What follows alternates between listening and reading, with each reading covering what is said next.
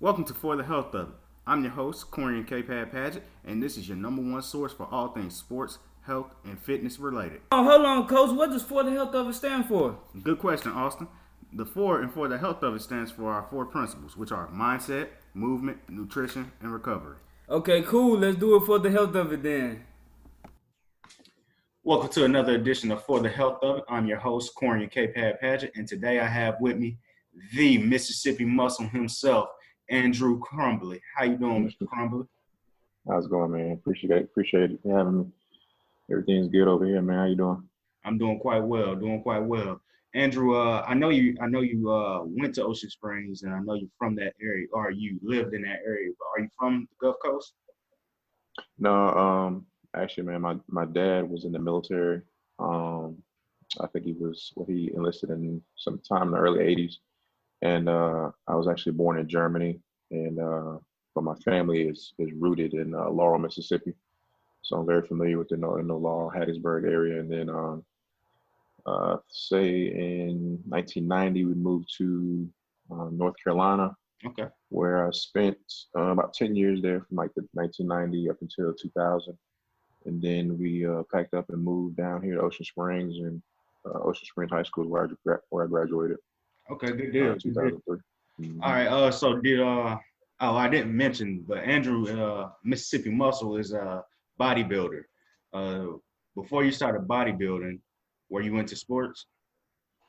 Um, yeah, I actually played football. I started in middle school. Actually, yeah, I started in middle school. Played Pop Warner football and played a little bit of middle school ball. And let's see, yeah, I continued up and through high school and stood out at Ocean Springs High School. And then I went to Jones County Junior College, played 2 years there. Well, 1.5 years. I tore my Achilles and my ACL on my second year up there at JC. So brought me back home and got to work, man. Okay. All right. So before we get into your bodybuilding, what position of football did you play? I played in high school. I played tailback, Okay. and then in college, I played linebacker, outside linebacker. Gotcha. Gotcha. All right. Yeah. I don't know if you know this, man, but I went to Gulf Coast with your brother, Andre. And Oh, Andre, yeah. yeah, we got there at the same time. He was a Ocean Springs guy. I'm a Biloxi guy, but very cool dude. I think he played fullback in high school and then got to Gulf Coast and was playing DB. Uh, Yeah. Man, and the thing, not to talk about anybody on the JUCO level, but people go JUCO for three reasons: talent wise, uh, grade wise, eligibility, and also maybe they just didn't get scouted well. So that's the Mm, three reasons why. Uh, right. I'd have to say your brother's reason is that latter reason because he definitely had the grades and he could ball. Yeah. In fact, he left early. Uh, they always talked Yeah. about how intelligent your brother was for the team. I was the manager, I think, when he was there. Yeah, yeah. Okay. He helped us win a national championship, man. So Hmm. I stayed friends with him on social media, and now that's how I started following you and your bodybuilding pictures. Okay. I had no idea, man. Yeah. Yeah. Yeah, he definitely envy him grade wise, book wise, man. He's very, very smart, man. He was building computers in elementary school, so it's just crazy how smart he is. And then my two boys, how smart they are. My oldest boy, um, my middle, he's what 12 now. Mhm. No, he's 11, and I got a 12-year-old. But the middle one, he was very into technology. So he's in robotics now, and he just kind of takes after what Dre does. Very smart, um, and loves the technology. So I see that in him when I look at him, man. Good deal, man. So you stopped playing around, if I'm guessing these years correctly, you stopped playing ball around like '05, '06s. So what were you doing to stay active athletically? I think well, I wasn't really into the gym as heavy as I am now until after football. I say that. When I moved back to Ocean Springs, we had a lot of gyms open up. Like we had World's Gym, Hmm. we we had Gold's Gym that was getting ready to close down. We had E Fitness over there in Biloxi. Right. Ironworks opened up. So there's a lot of gyms that were up and coming, and the equipment and the movements the different things that you can do with those, the different pieces of equipment just really interests me. And I say another thing that got me interested into training was my mom. She was a bodybuilder. Okay. Over in Germany for about 5 years while my dad was stationed there. She wasn't working or anything like that. But yeah, I would say she's a heavy influence on me getting into bodybuilding as well. She's still active. She lives in Laurel, Mississippi. Still active as far as fitness wise, just taking care of herself. Right. So I still, pick the brain on certain things. And, she always talking to me about bodybuilding, this and that, and how she used to do things back in the 80s. So yeah, she's definitely a heavy influence as well as the gym. All right, good deal. So when was your first time saying, or what time frame, year wise or age wise, when you said, you know what, I want to get it to compete? Oh man, I can't even. I'm gonna say I know my first competition was Pine Belt Showdown, and I want to say that was 2013. Okay. But what got me wanting to do that show, I have no idea, man. I couldn't even tell you. Probably just people telling me I needed to bodybuild, or I needed to do a show. I don't think I was even leaning on doing a show until about 2012, 2013. My son was born in 2009. My first son was born in 2009, and then I wasn't heavily active in the gym until he got raised up a little bit, and then I finally pursued the gym and got in there heavy, and did my first competition. I want to say it was 2013 up there in Kettle. Okay. So what place did you come in first show? Man, my first show, man, because I didn't even diet correctly. I had no coach. I want to say, well, they got different categories. You got novice, you've got junior, which I don't think they do anymore, and then they got open bodybuilding. And I think I did novice because it was my first competition. The only way you could do novice is if you've never done a competition before, then you can do novice. And I want to say I placed third in novice. Third in novice. I'm not sure who placed first or second, but I just know I placed third. But there's a lot of things that add up to your placings. Like if you don't, you can have the look, but if you don't know how to display the look, then you did all that work for kind of for nothing. Okay. So. All right. So first show was 2013. You said you really didn't diet right and you didn't have a coach. Talk to me about how you went about getting a coach and getting your diet right. Well, that same competition I did, Pine Belt Showdown, there's this guy named John Mark, which is my coach now. And me and him, I think I'm trying to think why we even competed against each other. I can't remember why we competed against each other. We were on the same stage as each other at the same show. But during that competition, I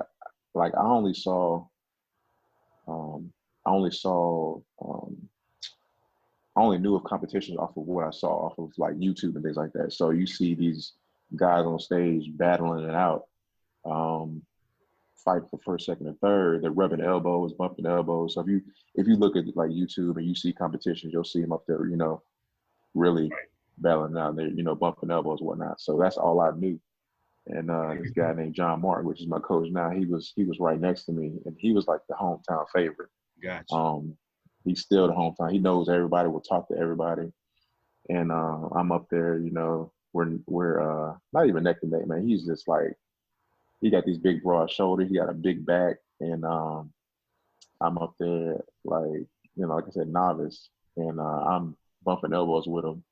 And after the show, I think he wound up winning the show. After the show, he's walking out in the parking lot, and he just stopped me. He was like, "Man, I just want to let you know, man, you got a great physique, blah, blah, blah." And just let me know, keep my head up, even though I placed third.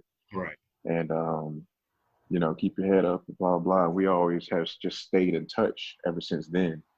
Um, so just the camaraderie that happens whenever you meet somebody, or whenever you meet somebody at these bodybuilding competitions, things like that. You connect, you get their number, you connect, you stay in touch, and now, like I said, he's my coach. After I haven't competed in about 4 years, and I picked him up as a coach. I'd say he's probably my second real coach, but he's a damn good one. So I'm gonna keep him on for good. Yeah, Okay. knows his business. Uh, and so financially, what are you doing to support yourself and your family financially? Because I know bodybuilding isn't the most lucrative sport. Yeah, it's not, man. It's just bodybuilding is pretty much it's a will. Mhm. Like it's, I have no other way to explain it. It's just you getting out there battling, doing it for yourself. Everybody knows, like people think it's like unless you read, you don't know that you don't really get money until you get your pro card Right. and you get those first through top 10 spots on the national level, like a Tampa Pro um, or a Olympia or Arnold or something like of that sort. You're not gonna get money at a local. You're only gonna get a trophy. You're actually paying for a trophy. So, but as far as what I'm doing, man, I just work a regular 40-hour work week job, man. I work for a company now called Pack. Actually, it's called Muscle Foods, based in Biloxi. There's a vitamin warehouse shop attached to it, but we just go around delivering supplements to all around the South, from about Florida over to Louisiana, up the top of Alabama, up into Tennessee as well. So Okay. that's just what I do. All right. Good deal. Good deal. Yeah. So you had your first show 2013, but you took a 4-year break. Before we get to that break, how was your shows going from 2013 to about 2016? Um, let's see. I did Pine Belt Showdown. Um, I think after the Pine Belt Showdown, I did in the same year. I did Heart of Dixie, which is over in Mobile. Um, I think I did Heart of Dixie again the next year, and then I did Lee Haney Games over in Atlanta, which is a great show. Got to meet Lee Haney. It was an all around good put together show. That was probably my favorite. Um, so I say those were my shows up until 2016, and just went through some things and took a 4-year hiatus and just trained off and on. I really haven't had I would say a successful off season, but it gave my body the rest that it needed and time to mature. Gave me a lot of muscle maturity for sure. So that's why when I look at my body now versus what it was at 2016, Right. man, it's almost a total difference. Especially with my back and my legs. But yeah, Okay. those are the competitions that I did up until 16. Okay. What was the highest place you ever placed before your hiatus? Uh, let's see. In Lee Haney games, I placed third, Okay. and that was a super heavyweight. I've always been like a super heavyweight or heavyweight guy, but I placed third at Lee Haney, and then I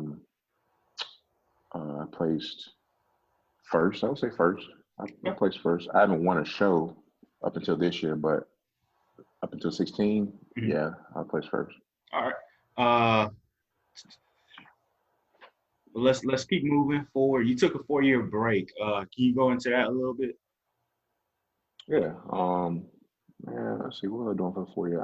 I was basically just working. I was going through some things with, family wise. I was married, got a divorce.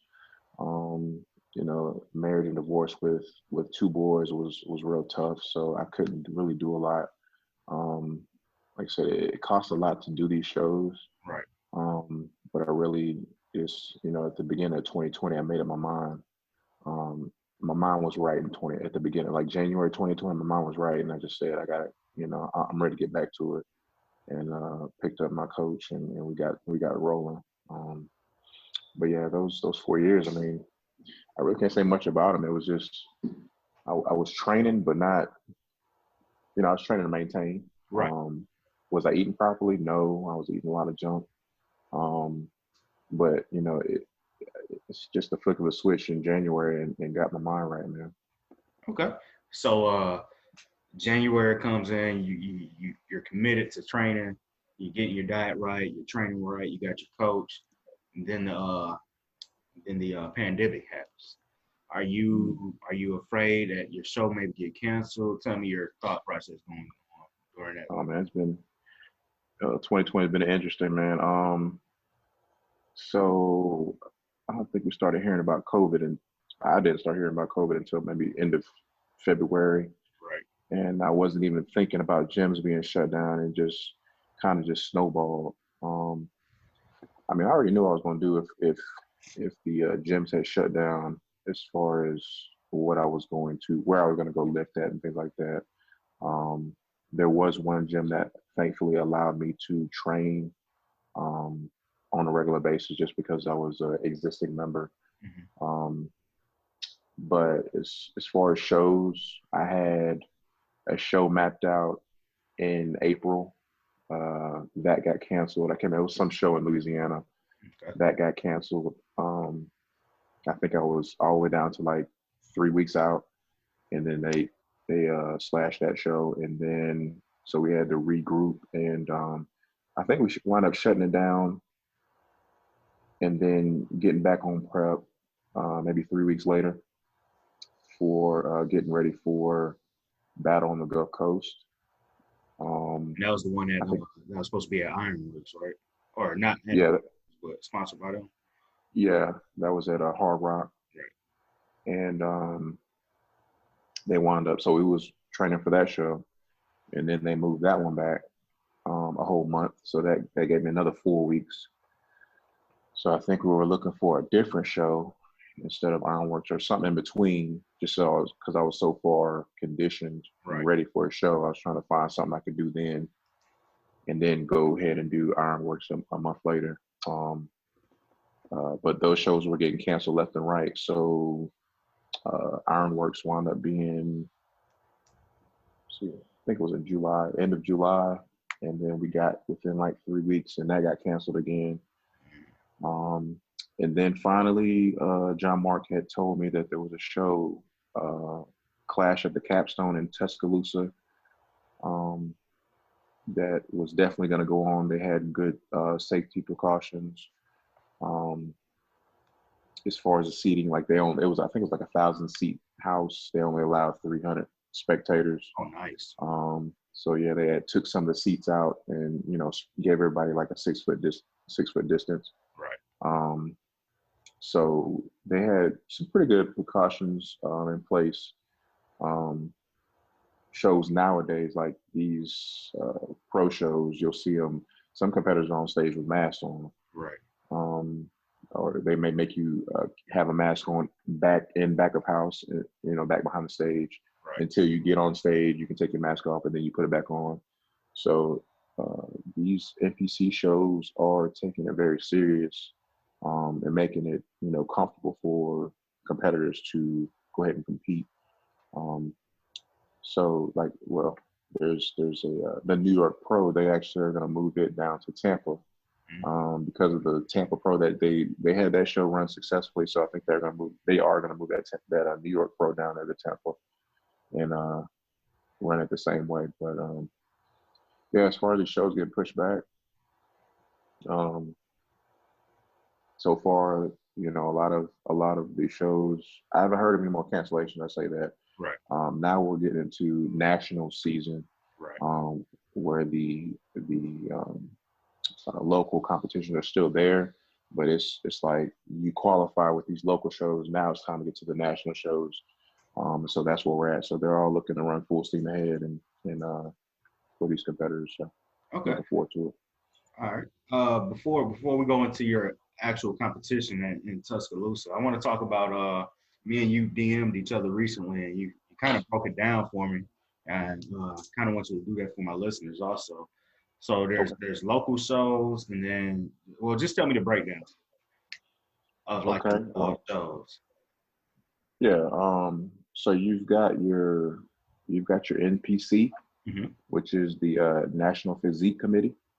And then you got your IFBB. I can't remember what that stands for. International Um, Federation of Bodybuilding. yeah, you got it. So first, in order to get a IFBB Pro card, you got to start with the NPC. So anybody can do NPC competition. Now there's a couple different divisions within NPC as far as the different types of competitions that guys and females can do. Um, so for males, you've got um, physique, Hmm. which is board shorts, pretty much like a beach body look. Then you got classic physique, which is pretty much the Arnold Schwarzenegger look, the Lee Haney look, the Chris Cormier look. Um, and then you've got bodybuilding. Um, so those are the three. Yeah, those are the three divisions for males, and then for females, you've got you got physique. Well, I'll start from soft to hard. You got bikini. Hmm. You've got a new division called not figure. It's not called fitness, is it? No, not fitness. Wellness. Gotcha. Called wellness. So you've got bikini, wellness, figure, physique, and then you've got bodybuilding. Gotcha. So there's something for everybody, for all the females. Right. Yeah, with wellness, it's more of the bigger glutes, the bigger hams, the track body, like some female that runs track, Gotcha. that type of body there. Um, so those are the different classes that you have, and then so in order to get qualified for a national show, you have to win at least first, second, or third. I think this year, because of COVID, they've even extended it to first, second, third, or fourth. Okay. So if you place 1 through 4, then you qualified to go to the national stage. And I think there's only a handful, like 6 or 7 national shows that you can do. And they hand out pro cards there. Gotcha. So in order to get a pro card, you have to place, and each one's different. Each show is different. But the shows that you can qualify at, the national shows I'm talking about, you've got junior USA's, nationals, junior nationals, North Americans, which is the one I'm getting ready to do on September 5th. And then I think that's all of them, 5. Okay. Oh no, there's a Team Universe. Okay. That's in Teaneck, New Jersey. So there's 6, and I might be missing one. But you just place usually first or second in your class, or which equates to pretty much top 5 in the whole show. Usually top 5 in your whole division. You get your pro card, and then from there, man, you get your pro card, then you can start competing in IFBB. Gotcha. Okay, so let's circle back to your recent competition in Tuscaloosa. You know, I know it was a little trying to figure out what show to get to, and all those getting canceled and postponed. But talk to me about going to Tuscaloosa and competing. Well, my first show, man, I was excited. I think well, I'll tell you this, I was a little intimidated, just because it was my first show in 4 years. And, it's crazy because whenever all is you. I'm down on the coast. There's not really a lot of bodybuilders down here on the coast. And I don't see a lot of, I don't get to see a lot of competitors unless I go to like Jackson. Occasionally I'll go to Jackson and train with some lifters up there. But just down here, man, I don't really have anybody to, see on a daily basis or train with on a daily basis except my workout partner. which also competes as well. Um, but it's like I said, it was pretty intimidating whenever you walk in the lobby and you see a bunch of bodybuilders, and like it just kind of, I ain't let it get to me, but it kind of messes with your head. You see, like, dang, that dude look good. I wonder what he's doing, or dang, he's shredded, or blah blah blah. You thoughts start creeping in your head, and it can kind of throw things off. But you kind of just got to fight that and just just believe in yourself. But as far as, walking in the lobby and just seeing everything, I was excited. My coach was there, got to talk to him, and, he looked me over. We went through some mandatory poses. He was right there by my side and just tell me, what I needed to do. That's pretty much what a coach is there for, man. Take all the guesswork and the, all that type of stuff, away from me, man. He was right there. I needed like a pack of mustard. He went and got it for me to go with my food. So it's just, so like I said, that's what a good coach is there for. But as far as Tuscaloosa as a whole, man, I thought the show was ran really, really well. They made it very comfortable. There was a lot of things, like I was forgetting stuff left and right. Like I said, my coach was there. Like I forgot to bring a check to pay for the show. It's a lot of stuff going through your head. You just trying to get back in the groove. So I was like, dang, I've been out the game a while. But yeah, it was cool. Good deal. So you mentioned earlier that you came in first before, but you never won the overall. So what does that mean? Okay, so I came in first in my class because you got different classes. Right. Usually they're broken up by body weight as far as bodybuilding and classic physique. They were broken up by body weight, and then physique is broken up by height. Gotcha. So my stage weight is usually about 231. Yeah, I've gotten down about lately. 231 is about it. I think Tuscaloosa I was 232. So anything above 225 is super heavyweight. Okay. So in my past shows, I've been a heavyweight, and I think when I very first started, I was light heavyweight. So I was saying I placed first in my category as far as my weight class. But for Tuscaloosa, I placed first in my class, and then I won overall. The overall show. Okay. Good deal. That broke it down for me a little bit, because I was like, man, how'd you win first, but you didn't win the show? I understand. So basically, they take the winner from each class and put them up against each other. Exactly. Yeah. So exactly. So that's how they determine who's the overall winner. Because there's usually, it still happens, but not historically, but usually I find that the light heavy class is shredded more shredded, I would say more shredded. And then my class is usually just has more muscle to it, right? But it's more hard to diet down. So I don't know how to put it. Just the light heavies look more put together. Gotcha. Okay. You mentioned something about being conditioned, and I've heard that a lot. I've listened to a couple of Ronnie Coleman interviews, and I think it was a Lee Haney interview, where he said guys just aren't conditioned like they used to be. What does that word conditioned mean? So when you talk about conditioning, you're talking about, like a prep runs, like some people will do 16-week preps. Right. Most will do a 12-week. It's usually about 12 weeks. Like you can get the job done in 12 weeks. So from the start of prep up until your show, your what you're eating in the kitchen has to be 100%. Your cardio has to be 100%. Your weight training has to be 100%. So when we're talking about conditioning, like your body fat, you're slowly on a decline on your body fat, mm-hmm. In order to come in condition. So like the key tell of somebody not being conditioned is what do your glutes look like? Somebody like a true person, like a true coach, and say what your glutes look like, because that's usually the last thing. That the fat is the last thing to come off. Right. Is on your glutes or your hams, or on your hamstrings. Gotcha. That's like because I mean, I don't know. It's like like I said, the glutes is the last thing to go as far as fat. Okay. All right. Makes sense to me.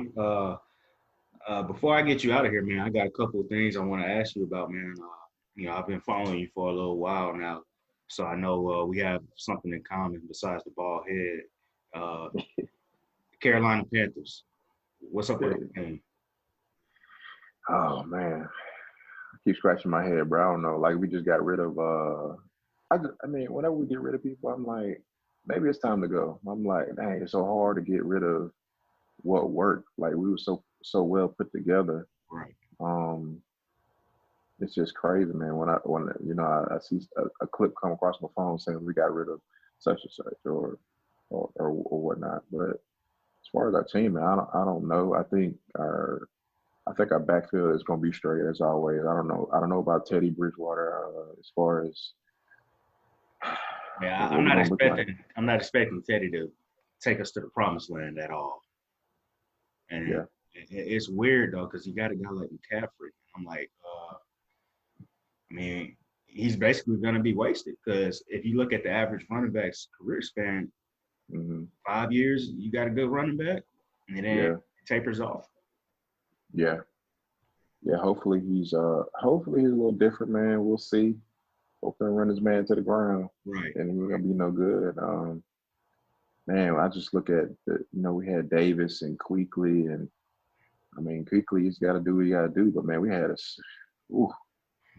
stout linebacking core, and I was like, man, Shaq's still there. Yeah, Shaq Thompson, I believe he is still there. Yeah, he's still there.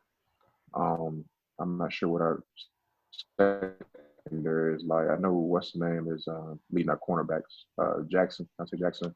Right. I'm not sure what our receiving core is looking like, but man, that's the two things right there. Our DBs and our receivers, those have never been the strongest. Even the year we went to the Super Bowl, we had Josh Norman, but the next year we let him go. Yeah. Man, I just don't know about our team, man. Like I'm gonna be cheering for the Patriots a little bit. I'm not a big Patriot guy or not a big Belichick guy, but I'm definitely a Cam fan. Yeah, we the same. We the same. We got the same thing in common there. I think I saw you post something about Cam the other day. Yeah. Or something about the Patriots the other day. I can't remember what it was. I was like, man, Carolina Panthers fan too. Oh yeah. So, Man, look, I'm 5'9" on a good day, and I played receiver in high school. So there's not many 5'9" receivers walking around the NFL. So I had to tailor my game after somebody. So I chose Steve Smith. Oh man, and, no one better. And don't get me wrong, man. Don't start thinking I'm Speedy Gonzalez over here, because I'm definitely not. So I tailored my game after like a mix between Steve Smith, in my mind, Steve Smith and Hines Ward. Okay, yeah, I can see it. Yeah, them two. Steve Smith was a monster on that thing. Like he'll trash talk you to death and get inside your head and have you messing up, spinning around. Right. It's crazy. Yeah. That's how I became a Panthers fan, man. So how long you been a Panthers fan? Man, I was in North Carolina when they became established. So '95. I think they established in 94 actually. Right. But yeah. So I'm gonna say '95. So like, man, we had that run to the Super Bowl. I was buying every little piece of Carolina Panthers gear, left and right. And I was like, man, these mothers around here was hating me. I bet. Oh yeah. I got my little Cam Newton Funko Pop in the room, man, and I've been a Cam, like I said, man, I've been a Cam fan since he was at Auburn that first year, or that year. I saw him, I was like, this dude is special, y'all. Like, and he goes on to the Panthers, and at that time, I'm looking at our team like, man, I think the only thing we really need is a quarterback. I mean, even though the quarterback is everything, but we had Steve Smith, we had the two running backs, Stewart and from Memphis. What's his name from Memphis? D'Angelo Williams. Yeah. Man, so I was just like, man, we get a quarterback, and sure enough, man, Cam came in and basically lit the league on fire. And then if you look at how I think they kind of mismanaged his career. I think they Oh yeah.